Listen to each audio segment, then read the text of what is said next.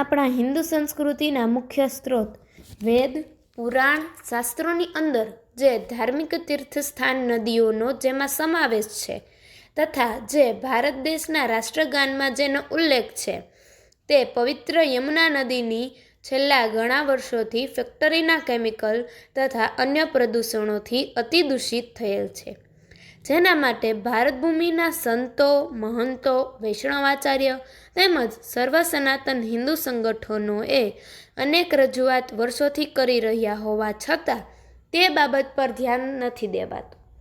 તેથી આ ગંભીર મુદ્દા પર ધ્યાન દોરવા માટે છેલ્લા ઘણા મહિનાઓથી જુદા જુદા ગામોની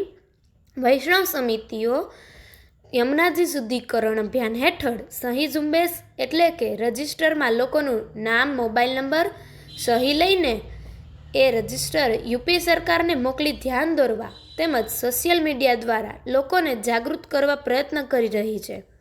જેથી આ બાબતને સરકાર ગંભીરતાપૂર્વક લે. આ અભિયાનમાં રાજકોટ, ગોંડલ, મુંબઈ, અમદાવાદ, આણંદ, બગસરા, જેતપુર, જૂનાગઢ, પોરબંદર, ઉપલેટા, વાપી વગેરે જેવા ગામોમાં વૈષ્ણવો પોતાના યમુનાજી માટે લોકોને જાગૃત કરવાના ઘણા પ્રયાસો કરી રહ્યા છે. તેથી સરકારને આ અભિયાન દ્વારા ખાસ વિનંતી કરીએ છીએ કે જેમ ગંગાજીનું શુદ્ધિકરણ થયું તેમ જલ્દીથી જલ્દી યમુનાજી પણ પોતાના પાવન સ્વરૂપમાં વ્રજમાં પધારી શકે તે માટે પગલાં લે.